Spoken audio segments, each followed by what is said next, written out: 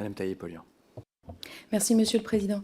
Monsieur le ministre, vous avez évoqué le fait que de votre préférence, de votre souhait de soutenir plutôt la présomption d'indépendance par rapport à la présomption de salariat concernant le projet de directive européenne. Alors, vous tenez qu'il s'agit là finalement juridiquement de concepts assez identiques, ce que je ne crois pas, avec Madame la rapporteure, mais en tout cas, en tout état de cause, politiquement, ça ne l'est pas du tout.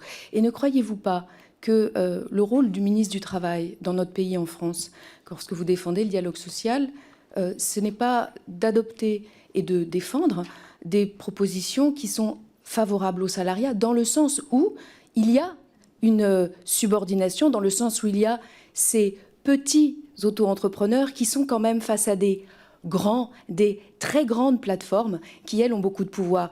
Et donc, finalement, n'y aurait-il pas là une disproportion telle de moyens mis à disposition des présumés salariés ou des présumés indépendants qu'il serait quand même logique, normal, quand on se réfère à la social-démocratie, que l'État vienne en soutien des petits? Madame la députée, ce sont des concepts qui ne sont pas tout à fait identiques, mais ce que j'ai dit tout à l'heure, c'est que ce qui compte, notamment dans un système où le juge peut procéder comme il le fait à des requalifications, c'est la réalité des conditions d'exercice. C'est ça qui détermine l'indépendance ou la requalification en salariat, ou l'indépendance ou la non-indépendance.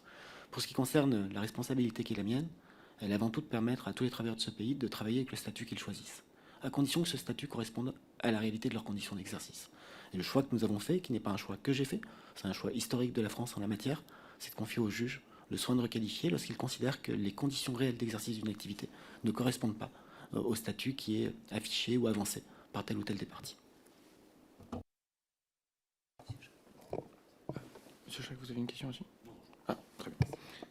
Bon, mais écoutez, nous sommes arrivés au terme de notre audition. Monsieur le ministre, je veux vous remercier pour votre disponibilité, pour la précision de vos réponses. Il y a des demandes de documents de la rapporteure. Il nous reste quelques semaines encore dans la commission d'enquête. Je vous remercierai de nous les faire parvenir.